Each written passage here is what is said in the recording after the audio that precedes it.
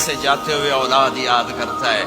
میرے باپ اچانک اللہ نے موت دی، ہارٹ اٹیک ہوا، ٹھیک ٹھاک تھے، اچانک۔ تو ایک میری بہن لاہور تھی، ایک فیصل آباد، تو میرے باپ آخر وقت تک کہتے رہے میری بیٹیاں تو بلا دو، اور میری دھیاں تو لے آؤ، اور میری دھیاں تو ملا دیو، میری بچیاں تو ملا دیو، اور یہ کہتے کہتے دنیا سے چلے گئے۔ ہر آدمی موت کے وقت یہی کچھ کرتا ہے۔ میرے نبی دنیا سے جا رہے ہیں، دنیا سے جانے کا وقت ہے، 12 ربیع الاول ہے، پیر کا دن ہے، 7 جون ہے، 11 ہجری 633 عیسوی۔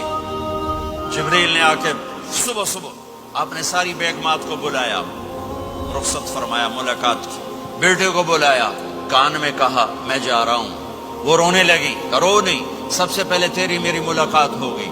6 ماہ بعد بیٹی بھی پہنچ گئی ہے باپ کے پاس۔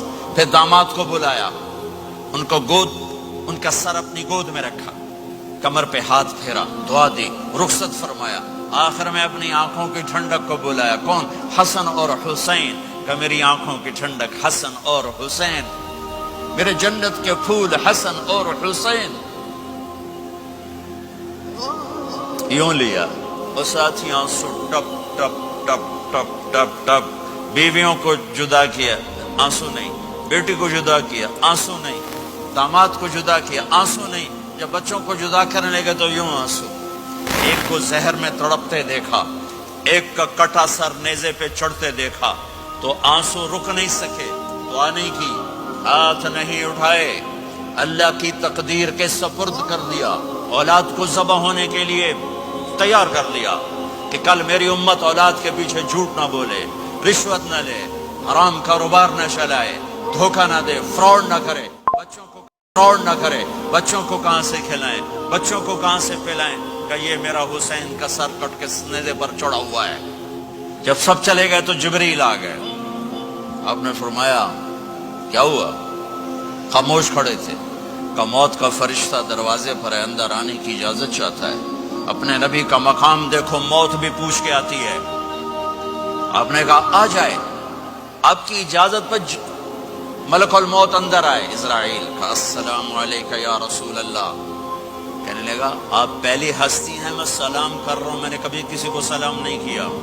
کہنے لگا آپ پہلی ہستی ہیں، اللہ نے فرمایا تھا پوچھ کے اندر جانا، بن پوچھے نہ جانا۔ پھر کہنے لگے آپ پہلی ہستی ہیں، اللہ نے فرمایا آنا چاہیں تو لے آنا، رہنا چاہیں تو چھوڑ کے آ جانا۔ یہ وہ دربار رسالت ہے جہاں موت بھی پوچھ کے آتی ہے۔ آپ نے فرمایا میں اجازت دے دوں میری جان نکالو گے؟ کہ جی نکالوں گا۔ آپ نے یوں جبریل کو دیکھا، کیا کہتے ہو، جاؤں یا رہ جاؤں؟ جبریل نے کہا اللہ آپ کی ملاقات کے شوق میں ہے، فیصلہ آپ کریں گے۔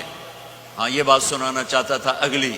آپ نے کہا اچھا جاؤ، پہلے اللہ سے پوچھ کے آؤ میرے بعد میری امت کے ساتھ کیا کرے، میرے بچوں کے ساتھ۔ یہ ساری مائیں میرے بچے میرے بچے میرے بچے میرے بچے۔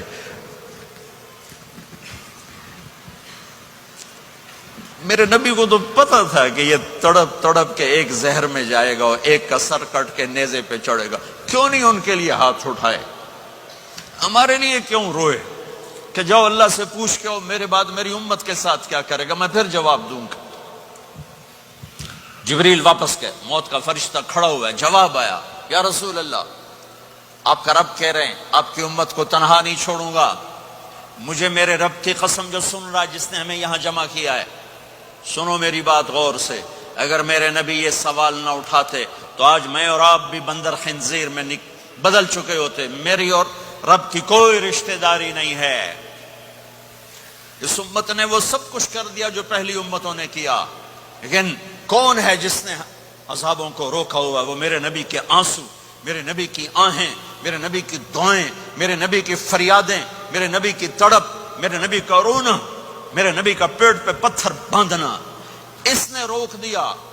کوئی نبی جاتے ہوئے امت کے لیے نہیں رویا، واحد نبی ہیں جو جاتے ہوئے امت کے لیے روئے، میری امت میری امت میری امت۔ ہر کوئی دنیا